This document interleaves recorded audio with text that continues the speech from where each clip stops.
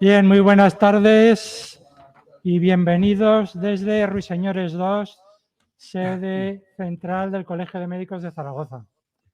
En la tarde de hoy vamos a celebrar el foro de odontología correspondiente al mes de abril. La ponencia de hoy habla sobre la responsabilidad del médico. Tendré el honor de presentar al ponente, el doctor Lorenzo Fernández Fau. Posteriormente, el profesor Cía hará una introducción del asunto y posteriormente a la ponencia habrá un tiempo para las preguntas a través del chat y las que podéis hacer aquí de presencia física. Bien, pues el doctor, si me perdonan, voy a quitarle el sonido a este ordenador porque si no se acopla.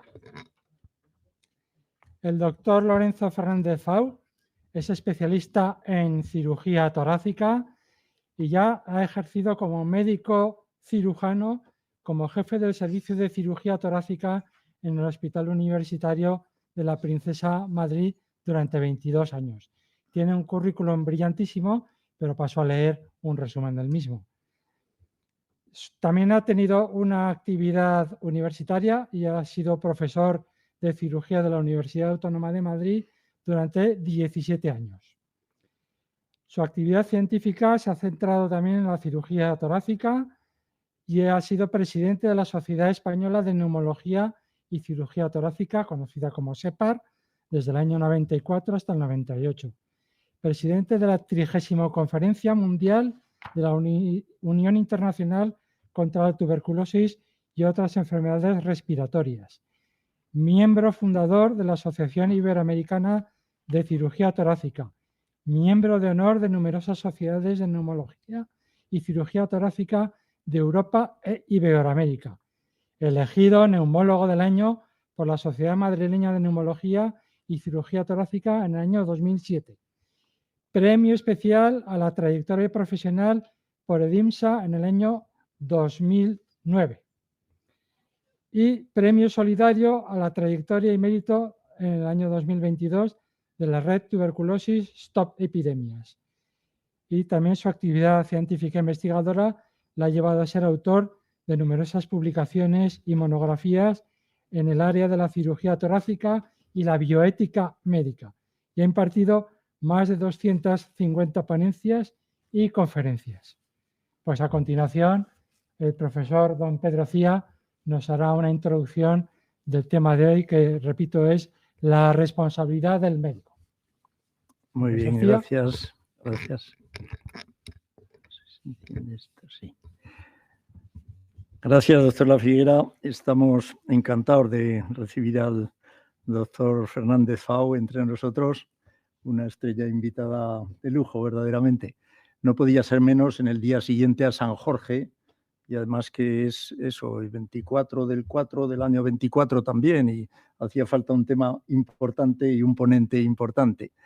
Y el tema de la responsabilidad realmente nos afecta a todos, médicos, estudiantes que estáis aquí, pacientes, que algunos de ellos estarán escuchándonos también, porque realmente en cuanto a la responsabilidad del médico, que es algo que va implícito en la profesión como una obligación, un deber importante, pues lo realiza el médico cuando tiene independencia, cuando tiene libertad profesional. Lo realiza con arreglo a sus conocimientos y a su conciencia, pero la realiza bajo la supervisión y el control del Colegio de Médicos. ¿Por qué del Colegio de Médicos? Porque el colegio es el órgano en quien la ley pone la función deontológica, basado ya en el artículo 36 de la Constitución, como muchos de vosotros sabéis, pues la función deontológica profesional recae en el Colegio de Médicos. Así nos lo recordaba la magistrada Dolores Martín Villalba hace poco tiempo en una publicación. Pero claro, el código del que hablamos, nuestro código actual, ¿qué dice de la responsabilidad? Pues que la basa en la conducta del médico. Y esa conducta se exige que sea íntegra, que sea diligente y que sea competente.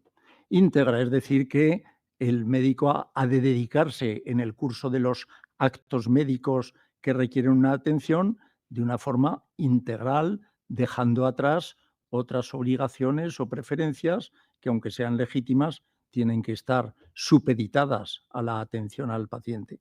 Diligente, que quiere decir que ha de hacerlo en el momento necesario, en el momento oportuno, aunque a veces tenga que actuar de urgencia o fuera de horarios, etcétera, pues la diligencia se exige también para que ejerza su responsabilidad. Y finalmente la competencia, que nos obliga, que lo sepan los estudiantes, a estudiar cuando tenemos 20 y tantos años y cuando hemos cumplido los 82, como algunos de nosotros, y que seguimos con el estudio a cuestas.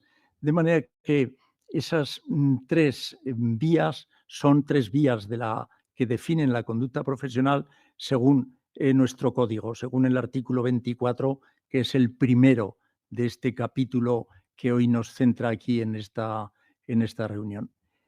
Y claro, la responsabilidad pues conlleva un tipo de relación muy especial, la relación médico-enfermo, que ya será objeto de otras sesiones, pero conlleva también una constante toma de decisiones. Los cirujanos torácicos lo saben muy bien, difíciles muchas veces, y que son una de las exigencias pues complicadas en nuestro ejercicio profesional, a veces muy satisfactorias, a veces dolorosas también.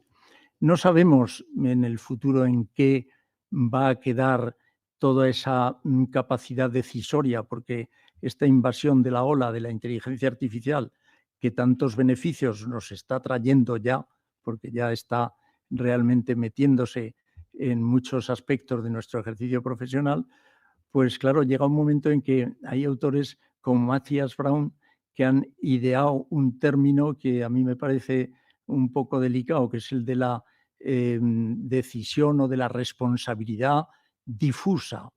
Responsabilidad difusa porque dice que, claro, el poder de decisión que tienen los algoritmos de los sistemas informáticos tiene tal peso que, claro, a ver qué profesional contradice una decisión basada en millones de datos que nos puede aportar un sistema de inteligencia artificial. Pero en todo caso, pensamos por ahora, desde luego, que la decisión última tiene que ser también con la supervisión del profesional que está ejerciendo, con la realidad, teniendo en cuenta la realidad del enfermo que tiene delante, con sus peculiaridades, otras enfermedades que le afectan, entorno familiar, social, laboral, etcétera, que inducen a un tipo de orientación terapéutica o a otro, y que esas decisiones últimas las toma el médico, mejor dicho, las toma en virtud de su autonomía el médico y el paciente conjuntamente, que el paciente adecuadamente informado realmente ejerce esa decisión compartida. De modo que este tema de la responsabilidad tiene muchos matices que hoy vamos a tratar aquí entre todos, pero lo vamos a tratar sobre todo con la directriz sabia y amena, me atrevería a decir yo, conociendo la personalidad del doctor Fernández Fau, pues en esta tarde del día 24. Al doctor Fernández Fau le cedo ya la palabra. Muchas gracias. Profesor Cía, yo creo que después de lo que ha dicho usted, yo ya me podría marchar tranquilamente. Y muchísimas gracias por la presentación también. A ambos les querría decir algo. Seguramente, porque si no me lío mucho con esto de San Jorge y tal, después de todo, a lo mejor podríamos establecer alguna observación sobre esto.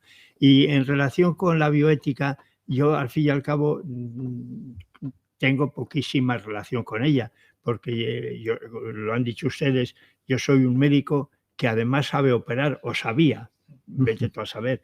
Y entonces, con la bioética me ocurre como aquello que decía Platón, con los filódosos, amigos de la opinión, tal vez amigo de la opinión, pero nada más. Y además teniendo aquí a una referencia en la bioética, pues tengo cierto pudor en hablar de estas cosas, pero en fin, lo intentaré. Y agradezco, el doctor García Tirado tuvo la amabilidad de invitarme a participar en las actividades de esta casa. Y yo inmediatamente acepté, complacido y honrado, porque además tengo que decir que me siento como si fuese mi casa, aunque no pertenezco a esta institución. Y digo esto porque soy aragonés de nacimiento y, lo más importante, de sentimiento.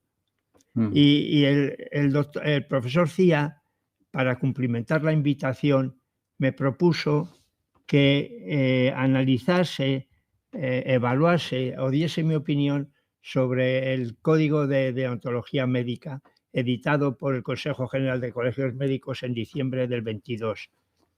Una proposición un tanto atrevida, teniendo en cuenta para hacerla en una sola sesión, porque, como ven ustedes, el código consta de 93 artículos y por esa razón me propuso o sugirió que lo hiciese, que lo abordase sobre todo o principalmente sobre la responsabilidad del médico.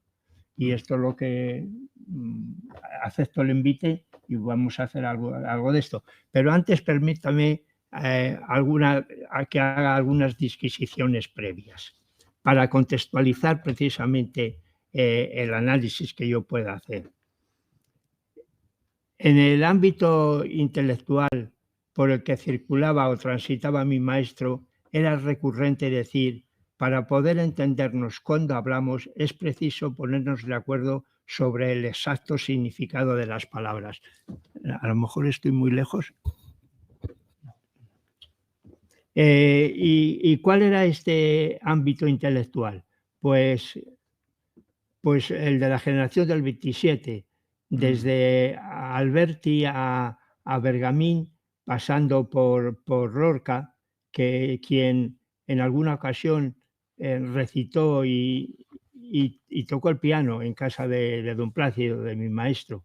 Pero no solamente a ellos, porque no solamente a estos que se reunieron en Sevilla en diciembre del 27 para conmemorar el tricentenario de la muerte de Góngora, sino a todos sus contemporáneos, a toda esta generación que, como decía Laín, evocando precisamente en el simposio que acabo de decirles, les llamaba los nietos del 98 y que su discípulo Diego Gracia recogió en los anales de la Real Academia de Ciencias Morales y Políticas. Y me refiero no solamente a los intelectuales, artistas de todo tipo, sino además a los científicos de aquella época, que también se les debe considerar como generación del 27.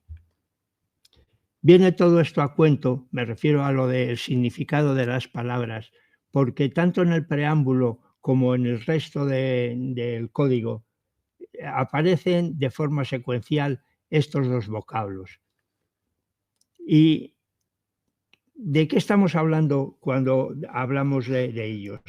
Pues en realidad lo primero que habría que hacer es una distinción precisamente entre ética y moral, algo que puede parecer un poco complicado, porque al fin y al cabo no son tan diferentes, porque hablan de lo mismo. En el libro de ética que en su día me regaló Aranguren, he querido ver que la confusión o aparente paradoja entre las dos palabras es de tipo etimológico, y a eso me voy a referir ahora. Pero antes de ello, permítanme que les hable un poquito de Eugenio II, porque utilizo mucho el apotegma que ven ahí representado. Todo lo que no es tradición es plagio.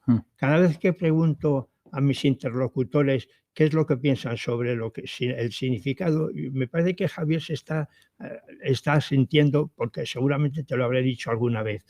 ¿Qué quiere decir esto? Obtengo tantas respuestas diferentes como preguntas hago. Para mí, lo que me parece que el filósofo novecentista catalán, y polémico además, quería decir es que cuando alguien quiere tener un atisbo de originalidad, cuando piensa que ha dicho algo novedoso o lo escribe, cuando le echa la vista atrás, casi siempre lo ha dicho ya otro. En general, un griego del clasicismo. De modo que para saber de qué va esto de la moral y la ética, debemos mirar atrás hacia los griegos y más concretamente hacia Aristóteles, que, como dice Aranguren, no solo escribió el primer libro de ética, sino el más importante que nunca se ha hecho y se ha publicado sobre esta disciplina. Aquí le ven ustedes con su maestro Platón en un fresco que pintó Rafael en las habitaciones vaticanas, que tituló precisamente la Academia o la Escuela de Atenas. En el griego clásico, ethos, con épsilon, significa hábito o adquirido con el hábito, es decir, con la costumbre. Pero con Aristóteles, ethos, con eta, significa carácter, es decir, experiencia, aquella que se adquiere con la repetición de hechos, de actos, de tomas de decisiones semejantes. En términos generales, la ética nos habla de las virtudes y de los vicios, es decir, de aquellas cualidades que jalonan el acontecer de la conducta humana. Son los principios, también llamados valores, la ética axiológica que ha dado tantas interpretaciones a lo largo de la historia de la filosofía. Para Aristóteles existen dos tipos de virtudes, las éticas y las dianoéticas. Las primeras, también llamadas morales, son consecuencia de la costumbre y por lo tanto de la cultura. Sin embargo, las dianoéticas pertenecen a la dianoia, a la capacidad de la razón, a la parte cognitiva del alma. Son las que se adquieren a través de la enseñanza y del aprendizaje. De ello se puede derivar que cada individuo puede construir su propio carácter, su propia ética. O en tiempos recientes lo decía Zubiri y lo evocó también en el simposio que antes les he hecho referencia, construir en realidad el modo de ser. En latín no hay dos palabras para decir lo mismo, solamente se expresa por mos. De modo que la disciplina de la que estamos hablando tiene dos nombres, ética para los griegos y moral para los romanos. Y a pesar, sin embargo, de que podríamos estar ante un mismo concepto, Aranguren hace una distinción neta entre ellos y llama moral a la moral vivida y ética a una reflexión sobre la moral, a la moral pensada.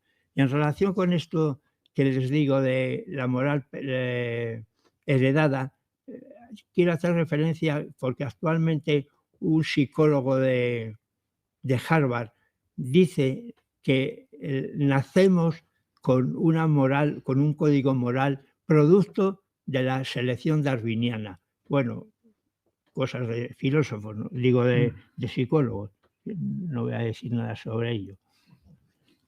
El caso es que estos principios éticos vienen reflejados en el primer artículo de la responsabilidad del médico, sobre todo con el hecho de la honestidad, además de otras virtudes. Y como resulta que en el código hay un capítulo, el 19, que habla del dopaje deportivo, les voy a poner un ejemplo práctico de qué significa para un médico la honestidad. Por razones que no vienen al caso, he tenido un vínculo muy íntimo con los organizadores de la Vuelta Ciclista a España, de tal forma que durante algún tiempo me encargaron que realizase un simposio de medicina deportiva en los días previos a la salida de la Vuelta. Y mira por dónde el primero lo hice aquí en Zaragoza. Uno de los directores de un equipo me pidió que le proporcionase un médico para atender las necesidades médicas del equipo. Y yo se lo propuse, entonces le propuse a dos de mis alumnos. Uno hacía cirugía y otra hacía medicina deportiva. Y para formalizar el asunto, concerté una cita con comida previa a la que yo no quise asistir para no entorpecer la negociación, porque el asunto era bastante atractivo, podía ser divertido y además estaba bien remunerado. Y cuando inquirí el resultado de la negociación, mis alumnos me dijeron que no habían aceptado. Y cuando les dije por qué, dicen, porque en realidad lo que querían era cómo íbamos a realizar el dopaje. ¿Te acuerdas, Javier?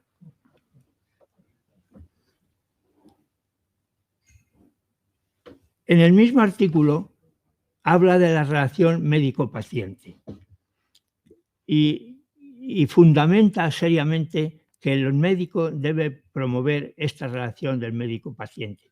¿Y cómo se debe hacer? A través de la moral pensada, es decir, a través de la bioética. La bioética no es nada más que la aplicación de los principios éticos y morales al concepto y la práctica de las ciencias de la vida. Y surgió ante la necesidad de modificar el modo de tomar decisiones desde la época del positivismo. Para mí, en realidad, la bioética consiste en aplicar los principios morales a las relaciones entre los pacientes y los médicos. Pero, entonces, ¿de qué estamos hablando? ¿Qué es un médico? Para mí, desde el punto de vista de la bioética, el médico no es otra cosa que un profesional entrenado para tomar decisiones prudentes en momentos de incertidumbre. Y si además de prudentes son acertadas, mucho mejor. Y eso se consigue con la metodología y con la protocolización. Recuerden que método es el procedimiento que se usa en la ciencia para hallar la verdad y explicarla. Y esto se consigue en la bioética aplicando los 4 principios que ya se utilizaron en el año 1976 en el informe Belmont. Beneficencia, no maleficencia, autonomía y justicia. Sin embargo, teniendo en cuenta el enorme interés que ha tenido, que tiene además la bioética actualmente, me resulta sorprendente lo poco que se ha aplicado esto en la enseñanza de la medicina. En mi época, mi generación, yo de esto no hablábamos nada. Claro que la bioética es más reciente, pero en fin, esto ha dado lugar a pesquisas bibliográficas para ver qué es lo que está ocurriendo con esto, con los médicos. En una revista ética en Estados Unidos analizaron durante un año 2.645 artículos en 15 revistas médicas y en 12 quirúrgicas. Y vean ustedes lo que sucedió. Hablaban de asuntos éticos solamente en menos del 1% de las revistas quirúrgicas y en el 3% de las revistas médicas. Esto dio lugar a que un cirujano torácico llamase Laguna Ética en Cirugía. Pero no es tan así, porque en una encuesta realizada en una institución médica académica de Estados Unidos, preguntaron a los médicos, a ambos colectivos, qué pensaban. Hicieron muchas preguntas en relación con esto. Y resultó que contestaron a las encuestas muchísimo más los cirujanos que los médicos. Y además era estadísticamente significativo. Y eso le dio lugar a decir, es que los médicos hablan los cirujanos practican la ética y los médicos hablan de ella. Pero aparte de las bromas con mayor o menor gusto que nos solemos dirigir ambos, sin embargo tiene una cierta razón. Y ahora veremos por qué. En el siguiente artículo de la responsabilidad del médico habla de los errores que puede cometer el médico y el daño que eso puede ocasionar. Y esto no es un asunto baladí, porque vean ustedes que en el Instituto de Medicina de Estados Unidos hace unos años vieron que los errores de médicos causaban el mayor número de defunciones entre los pacientes, pero de un nivel considerable. las muertes por errores médicos eran mayor que la suma de las que producía el cáncer de mama, el SIDA y los accidentes de tráfico. Ahí es nada, ¿eh? En realidad, el daño que producen los errores de cualquier tipo están contemplados en la bioética, en el epígrafe de la no maleficencia. La no maleficencia no es, como se puede erróneamente creer, lo contrario de beneficencia. No, es en realidad la aplicación de la apotegma latino, que viene a decir primum non nocere, es decir, no hacer daño. Esto ya veremos quién lo consiguió, pero aunque en principio tuvo mucha vigencia a partir del siglo XVIII. Y de nuevo aquí utilizo el apotegma de Eugenio II. Todo lo que en nuestra edición es plagio, porque en el 1660 antes de Jesucristo, la sociedad civil de Mesopotamia acuñó en algo que se llama el Código de Hammurabi, que se encuentra en el museo en el Louvre, algunas recomendaciones para preservarse de los errores médicos. Y teniendo en cuenta que con un bisturí de bronce podrían, fíjate, ¿qué iban a hacer con una catarata? Yo no sé cómo nadie se atrevía entonces a ejercer la medicina. Pero peor les iba a los arquitectos, porque en el código decía que si un arquitecto hace una casa, la casa se hunde, le pilla al que está dentro y lo mata, al arquitecto se lo cepilla. Ya en el helenismo, Heráclito, que también le llamaban el oscuro de Éfeso, se dio cuenta de que los médicos podían hacer muchas cosas, pero además, como es lógico, todas las actividades médicas encierran un daño. Y además él reclamaba que no se les atendía de forma adecuada. No me consta a qué sindicato pertenecía Heráclito, pero ya naturalmente con Hipócrates aparece en su libro de las epidemias el primum non nocere, ayudar o al menos no dañar. El cirujano torácico que antes les decía dijo lo mismo: ante todo habrá que hacer más bien que mal. Ahora mismo se tiende por lo que se llama la prevención cuaternaria, que, como ven ustedes, es proteger a los pacientes de las invasiones médicas. En relación con el principio de no maleficencia, quiero hacer una observación que luego volveré a repetir, y es que este es un principio de obligación primaria, porque no es lícito hacer el mal, y además es el único de los principios bioéticos que tiene una responsabilidad dolosa, figura en el Código Penal. Por eso considero que es muy importante. Dice el capítulo 6 a continuación que el médico, ante un acto y que produzca lesiones, deberá primero disculparse, me parece normal, y luego dar las explicaciones de una forma clara, inteligible y veraz. Pero de eso se encarga la bioética, a través de la moral pensada que decía antes, a través del principio de autonomía con el consentimiento informado. El consentimiento informado es la conformidad libre, voluntaria y consciente de un paciente manifestada en el pleno uso de sus facultades después de recibir la información adecuada para que tenga lugar una actuación que afecta a su salud. Y eso está recogido por la ley. Por lo tanto, ya el consentimiento informado se ha convertido en un acto clínico más. Y les muestro aquí el que nosotros elaboramos a través de la Sociedad Española de Neumología y Cirugía Torácica, que recoge todo el fundamento legal que alimenta el consentimiento informado con los distintos procedimientos que se realizan en cirugía torácica y que creo que es importantísimo, como luego veremos. Voy a aglutinar los distintos capítulos que quedan de la responsabilidad del médico, porque considero que puede haber controversia en esto.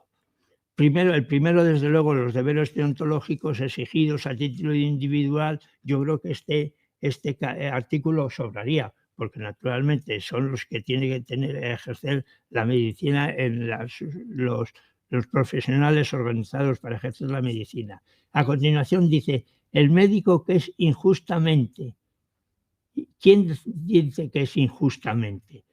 Atacado por la reputación de sus buenas prácticas, y a continuación añade, el colegio no aceptará que otra institución enjuicie desde el punto de vista deontológico conductas a sus colegiados. Naturalmente estoy de acuerdo con el que desde el punto de vista deontológico, porque enjuiciar lo hace el juez. Y ahí me refería antes a lo importante que es el consentimiento informado, porque ¿qué capacidad tiene un juez para determinar qué es una mala praxis médica? Para eso me resulta imprescindible que las instituciones representativas de los médicos, colegios, profesionales o sociedades científicas, instruyan al juez a través del consentimiento informado. Por eso me parece que es importantísimo que exista el consentimiento, porque un juez yo creo que no está capacitado para definir cuáles son las responsabilidades, cuáles son los errores que pueden derivarse de la profesionalidad del médico. Voy a referirme ahora al título del capítulo, que dice la responsabilidad del médico. Los principios generales en el capítulo segundo del Código de Deontología Médica hace referencia a un asunto que me parece de capital importancia. Fíjense ustedes que ya en el Código de 1999 hacen la misma articulación. Solamente una distinción. En el del 99 dice Código de Ética y Deontología, y en este nuevo dice Código de Deontología Médica, citando la Guía Ética Médica. Tal vez, no lo sé, no tengo ni idea cómo se ha urdido esto, pero posiblemente venga esto en relación con aquello que les decía antes, entre las diferencias entre ética y moral. De cualquier forma, el código dice, el médico está al servicio del ser humano y de la sociedad. Y más todavía, el médico está obligado a denunciar las deficiencias en tanto puedan afectar la correcta atención de los pacientes. Y esto me parece trascendente, porque, en mi opinión, el médico le han sido asignado, más bien intrínsecamente adquiere determinados papeles de carácter deontológico e incluso teleológico, eso podríamos hablar muchísimo. Unos valores morales, unas virtudes que le confieren indudable protagonismo y asimismo alto grado de compromiso y de responsabilidad. Ante esta dualidad deontológica, ¿cómo es posible permanecer, digo yo, permanecer indiferentes ante las condiciones sanitarias que a diario se producen en la mayor parte de la población mundial? ¿Qué utilidad práctica tienen los valores morales que ha dignificado la sociedad del bienestar cuando sabemos que más de 8 millones de personas en el mundo mueren cada año porque son demasiados pobres para sobrevivir? O tal como señala Sachs, que es un economista muy conocido y muy relacionado con la sanidad, denuncia que más de 20.000 personas mueren a diario en el mundo a causa de la pobreza extrema por las causas que ven ustedes aquí representadas. Tomaré un poco de agua. Estos dos autores que ven ustedes ahí, un epidemiólogo clínico y un economista de la salud, que trabajan en las universidades de Stanford y Oxford, respectivamente, publicaron no hace mucho un libro que les recomiendo encarecidamente, ¿Por qué la austeridad mata? En él analizan de una forma rigurosa, pero muy rigurosa, lo que acontece en el mundo cuando se producen crisis económicas, desde la que se produjo en el 21, aquella de la Gran Depresión, hasta las que surgió en 2008. Y todas se comportan de lo mismo, de la misma forma. Aumento generalizado de las enfermedades infecciosas, tasas elevadísimas de mortalidad y, por supuesto, una disminución de la expectativa de vida. Me parece sorprendente esto que ven ustedes aquí. La muerte de 10 millones de rusos jóvenes que ocurrió cuando decayó el régimen soviético por las políticas impuestas, las políticas de austeridad impuestas por el Fondo Monetario Internacional y el Banco Mundial.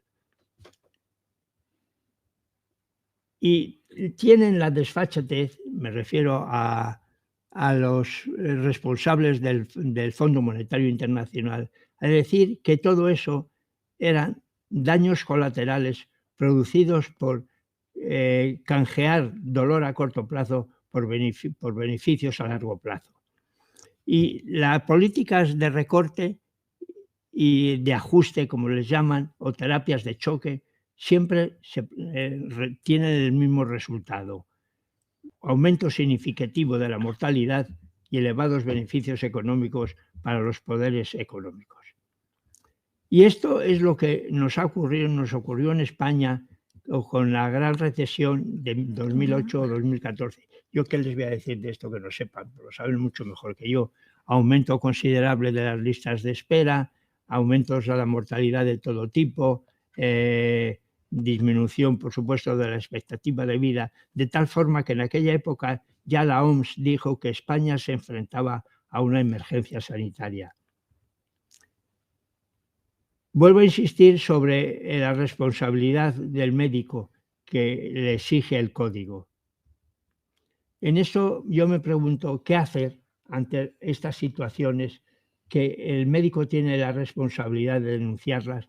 Pues pienso que tiene que documentarse precisamente para decidir ante los poderes públicos la rectificación de las políticas. Tiene que reivindicar la ética, tiene que rebelarse ante esta situación y, sobre todo, pedir responsabilidades.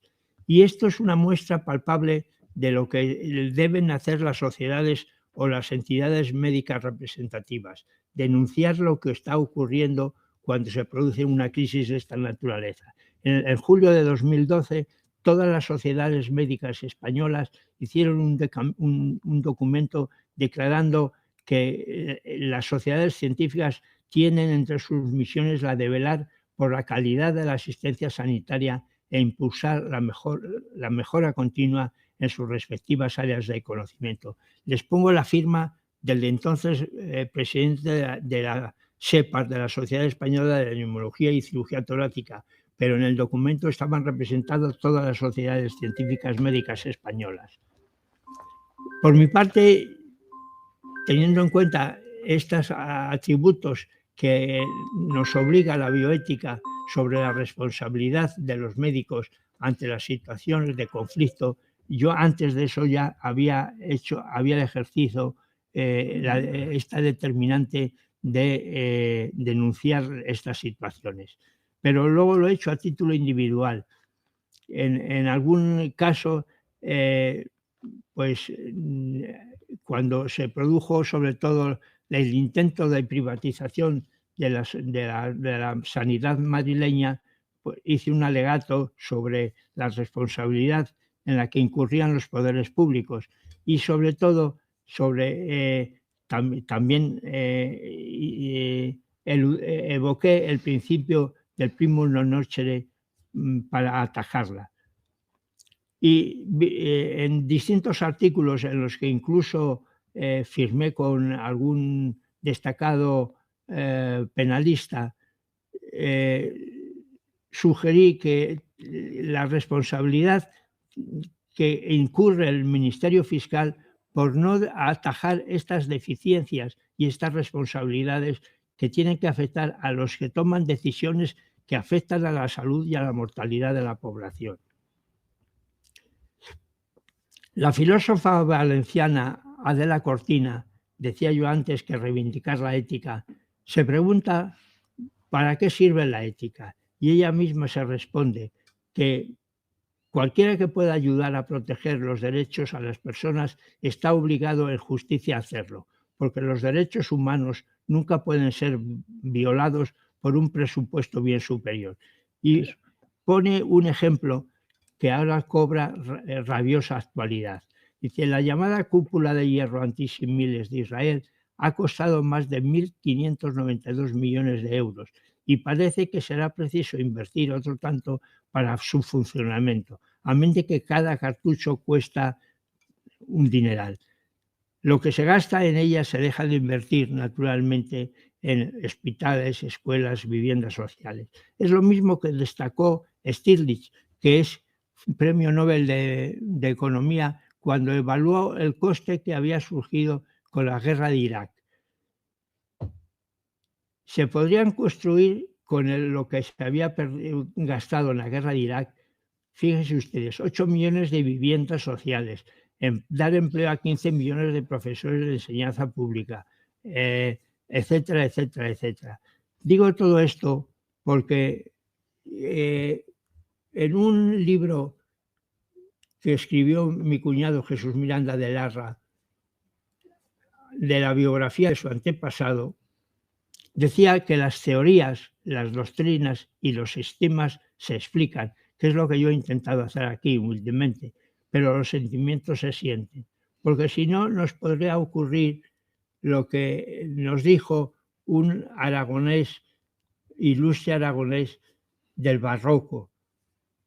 ¿De qué vale que el entendimiento se adelante si atrás el corazón se queda? Me estoy refiriendo a Baltasar Gracián.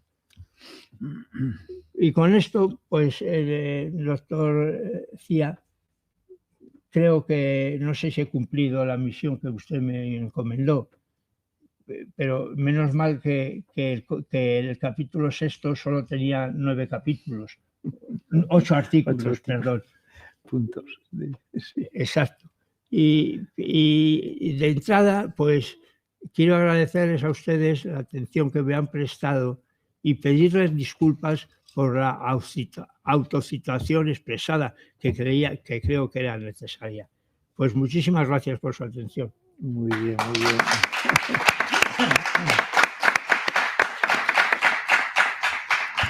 Y ahora estoy dispuesto a lo que sea, menos la de este señor, que no quiero que me pregunte nada. Muchísimas gracias, doctor Fernández Fau. Con mucho gusto.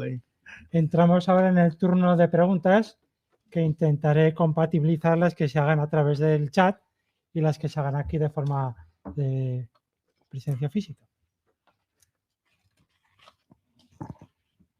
De momento el chat está quieto. Como siempre, felicitaciones, muy interesante.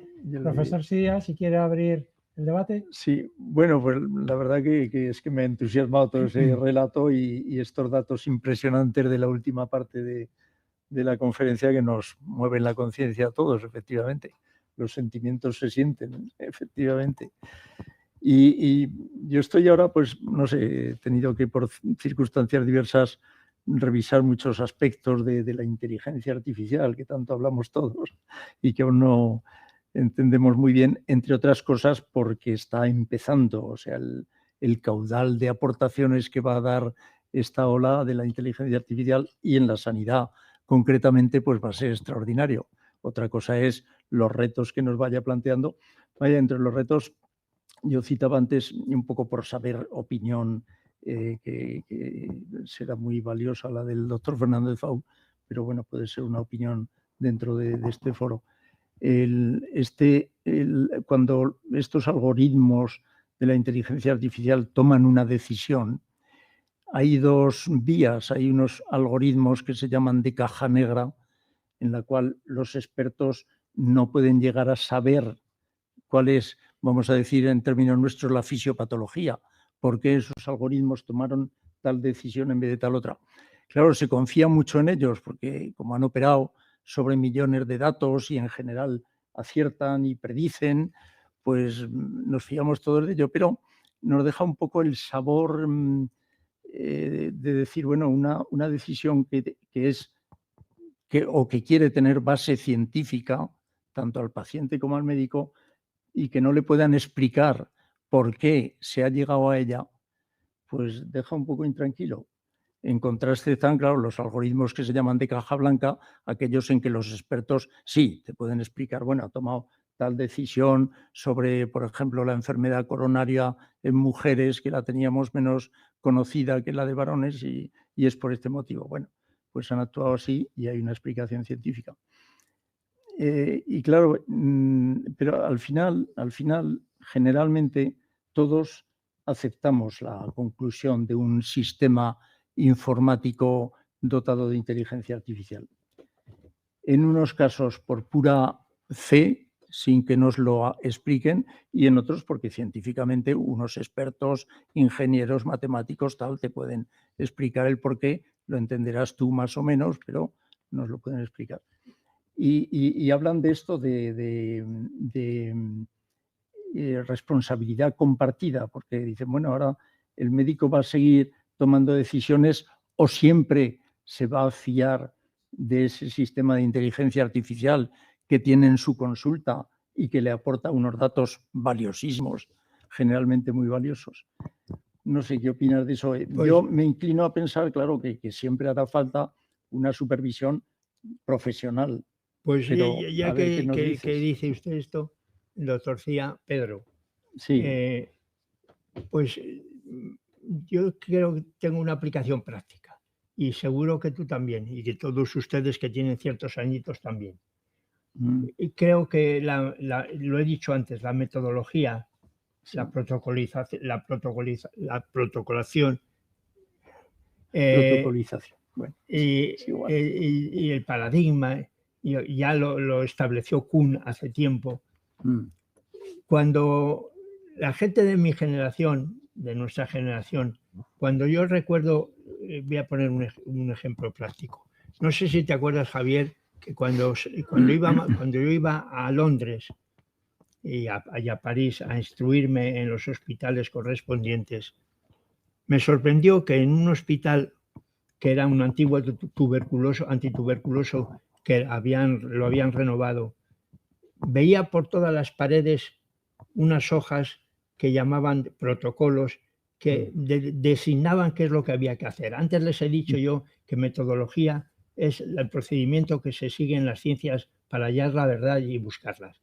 Bien, aquello que llaman los protocolos me sorprendió porque de pronto empecé a oír, a sonar timbres y era el protocolo de evacuación en caso de incendio y se cumplía perfectamente.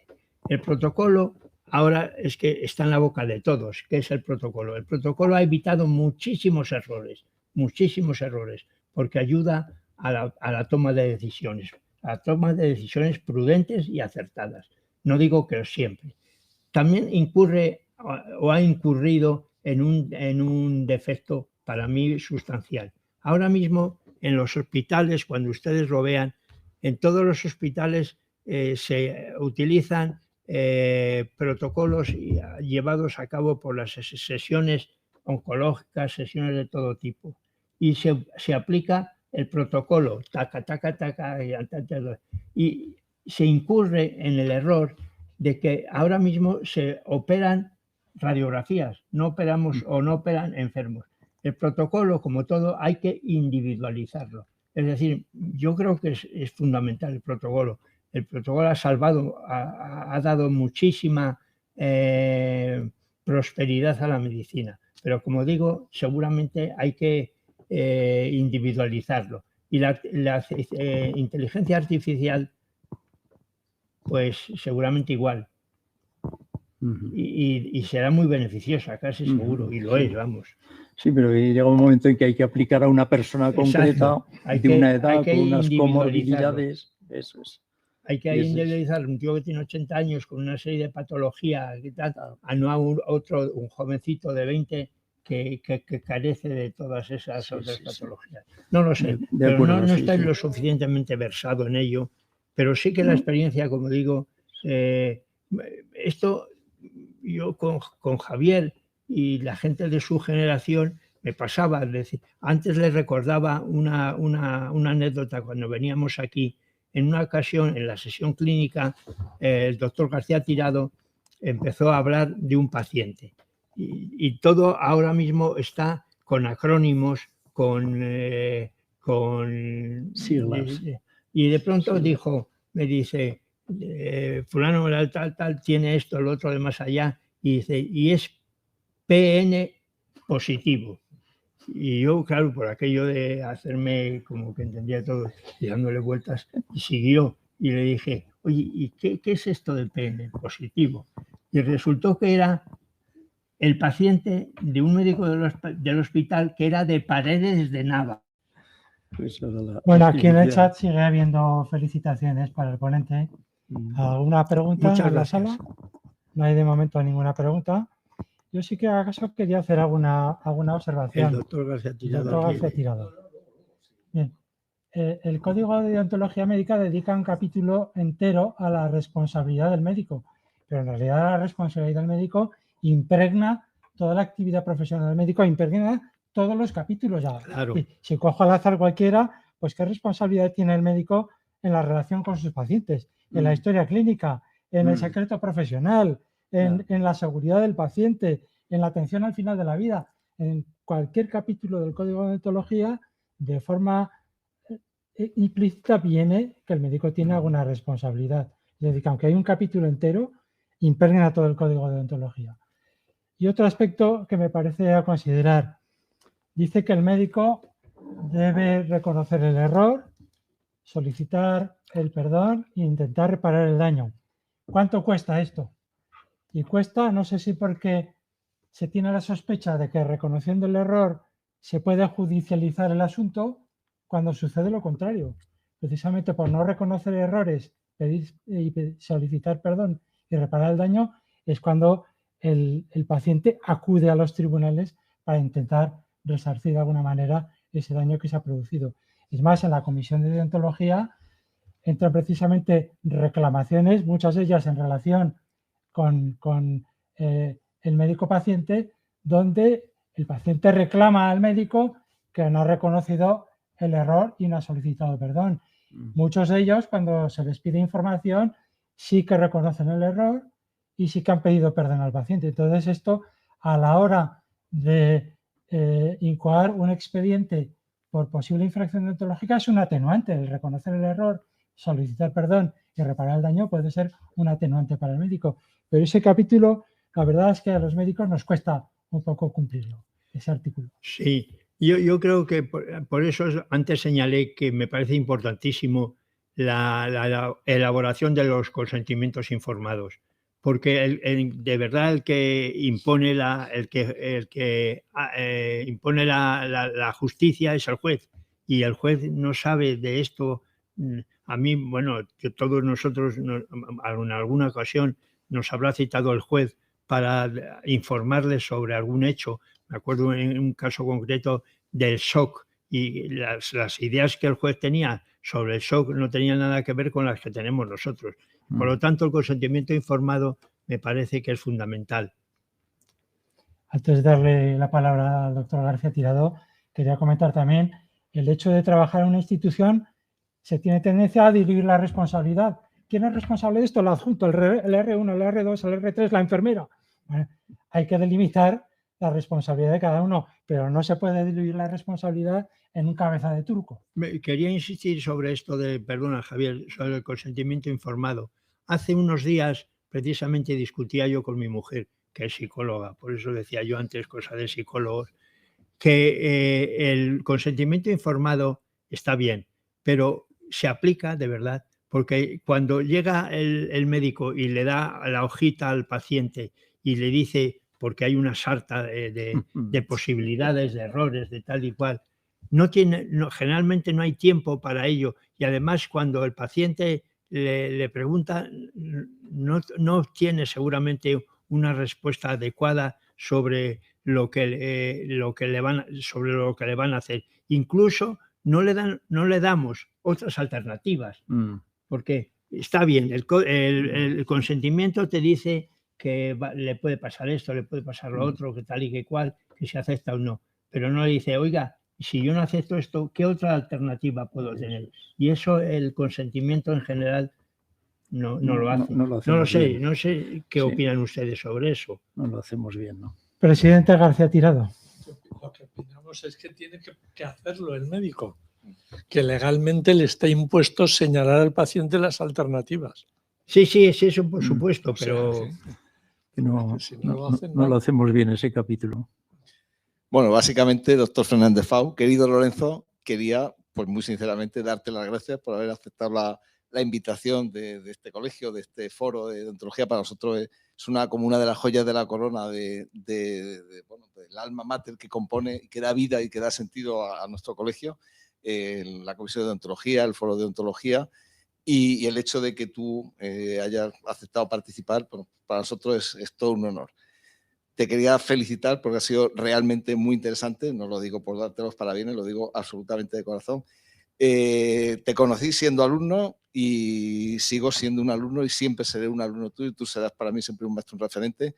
Muchísimas gracias de nuevo, enhorabuena por tu presentación, que me pareció interesantísima y desde luego, pues aquí tienes tu casa siempre. Gracias.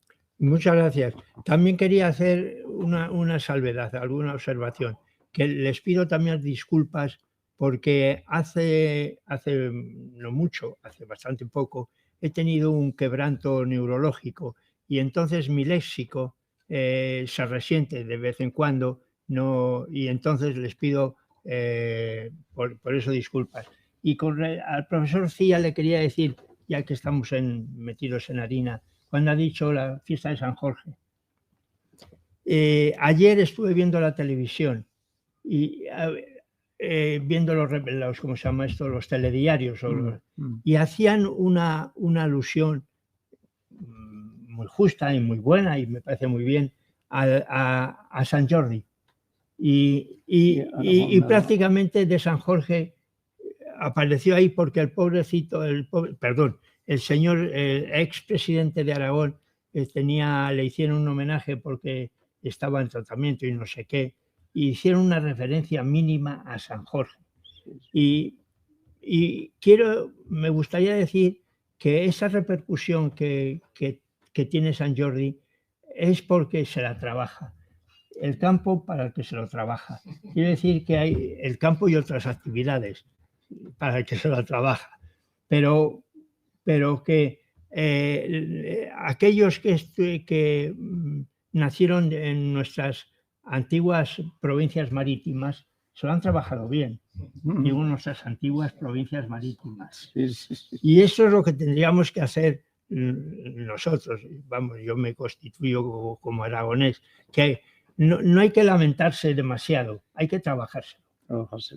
Creo yo, ¿eh? Estoy de acuerdo porque a mí me indigna mucho cada San Jorge que llega y ves el telediario y allá va la Rosa y el libro y la Jordi y las Ramblas y no sé qué, y luego se dedican unos 5 segundos para decir, y es fiesta también en Aragón y Castilla, como mucho, adiós.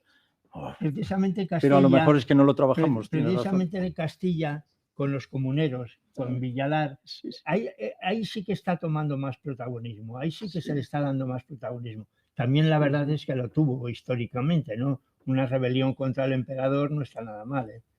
Y como hay que rebelarse siempre, constantemente hay que rebelarse, pues creo que en Aragón debería reivindicar mucho más su historia y sobre todo trabajárselo.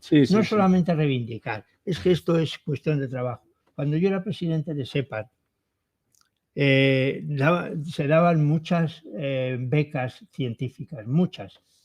Actualmente incluso para una sociedad que no es nada, 1 millón de euros todos los años en becas no está nada mal, ¿no? La mayor parte, el 90% de las becas las sacaban los catalanes.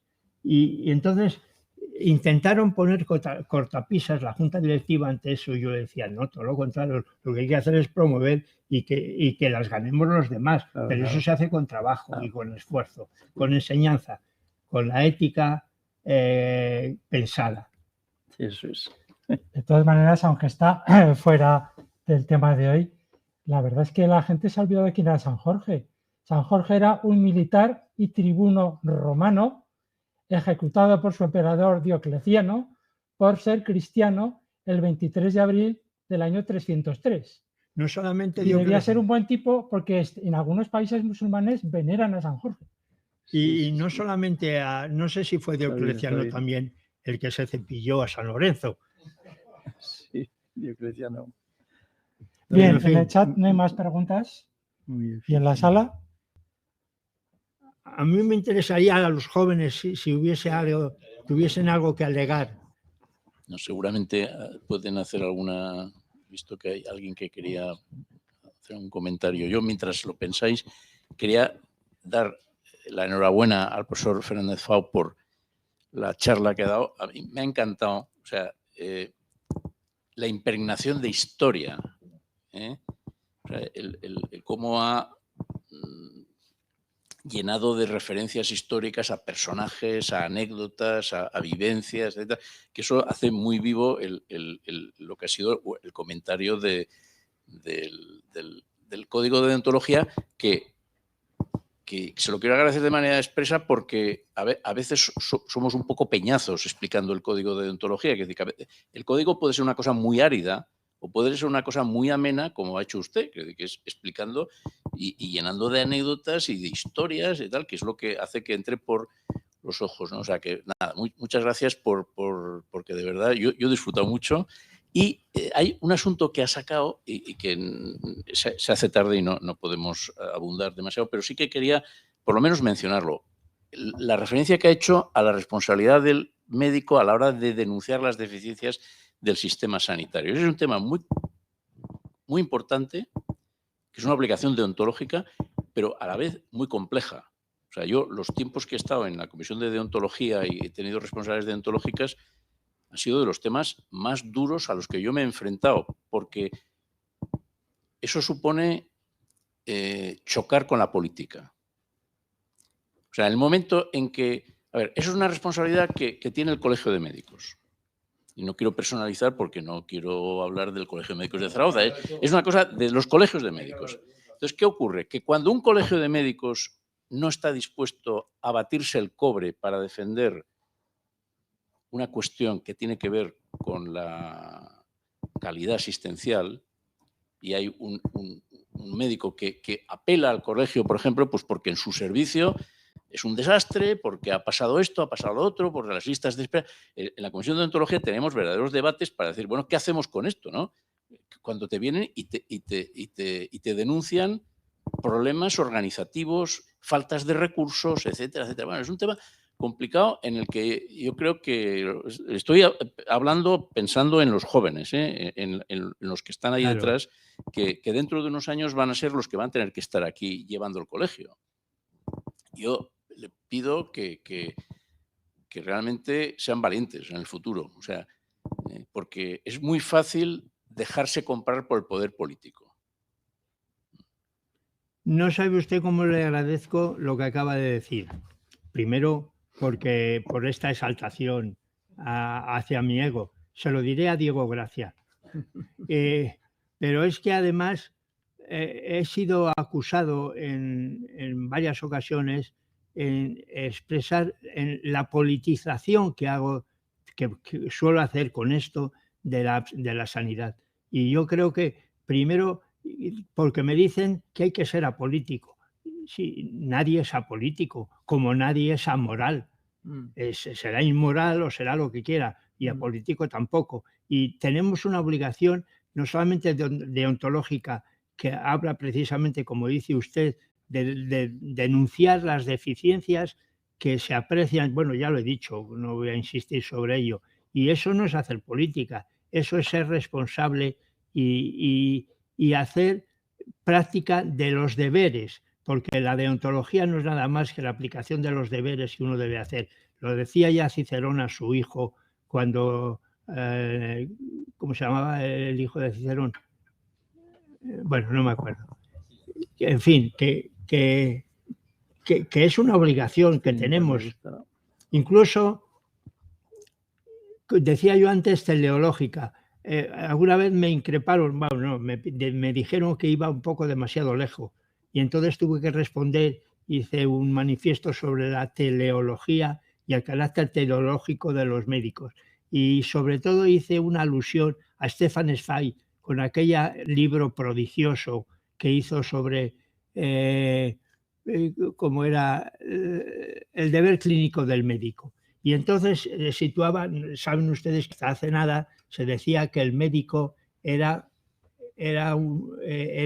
como un sacerdote, porque era un intermediario entre el demiurgo, el que todo lo puede, y el pobre enfermo que busca el remedio del hombre sabio, en este caso médico, que podía salvarle y poder acercarle al demiurgo. Bueno, me estoy enrollando, pero en realidad creo que no es que nadie es apolítico y nadie es amoral. Y la responsabilidad del médico es neta, clarísimamente deontológica y está expresada no solamente en el código, sino en la conciencia que debe tener el médico. Conciencia en el sentido que lo decía Aristóteles, Ortega. Conciencia es hacerte cargo de tu realidad circunstante, es decir, es saber, no solamente es ver, sino en saber que se ve, en saber que se sabe, y eso te obliga responsablemente a denunciarlo, creo yo. Muchísimas gracias. Perdón, brevemente y por alusiones, en el colegio estamos para eso, Claro. Evidentemente alineados pues, con el interés de nuestros pacientes, con la defensa de procurarles un sistema sanitario, que los profesionales que nos acogemos, que nos agrupamos en el colegio, cumplamos esos estándares de deontología, de competencia, como decía antes también el doctor Cía, de diligencia, en fin, los distintos valores éticos, morales, que consustancialmente forman parte de nuestra profesión y sin la cual no se puede entender. Y ese es el valor y el sentido último del colegio, no tiene otro, fundamentalmente. Y evidentemente tenemos que estar efectivamente con el paciente, a procurarle toda la ayuda necesaria y para eso, desde luego, hay que implicarse. Da igual, lo haga uno, lo haga otro, lo que es criticable y ese ha sido siempre, yo creo, un poco la línea también. Yo, de esta junta por lo menos, y yo creo que de la mayoría de las juntas que hasta donde conozco, no tiene ningún sentido hacer un uso interesado o partidista, digamos, de una institución como el colegio, porque lo desvirtuaría absolutamente. Entonces, realmente yo creo que nos debemos a eso fundamentalmente. Y evidentemente, Lorenzo, lo que dices, ¿no?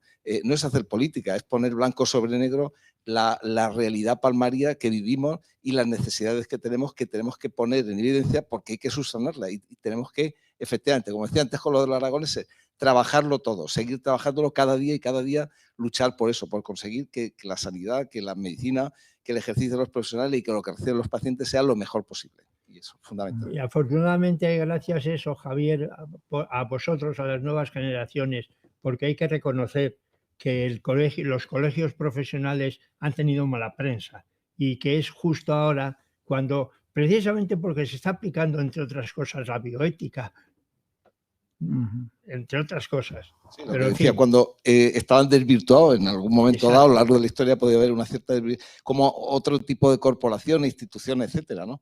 Pero efectivamente, siendo en sentido estricto purista, el colegio, la esencia del colegio es eso, esa honestidad, ese compromiso con el paciente, con la salud de las personas y que para eso el ejercicio, velar porque el ejercicio de los profesionales sea lo más recto, coherente y competente posible.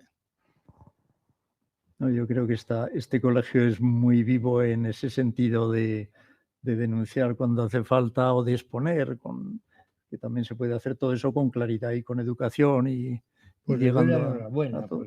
Sí. Bien, pues hemos llegado al final. Agradecer y felicitar al doctor Fernández Fau por su excelente exposición, al profesor Cía por la introducción que siempre nos hace para ponernos en cada uno en nuestro lugar, a todas las personas que se han conectado a través de Internet y, por supuesto, a todos vosotros que habéis hecho el esfuerzo adicional de venir aquí personalmente.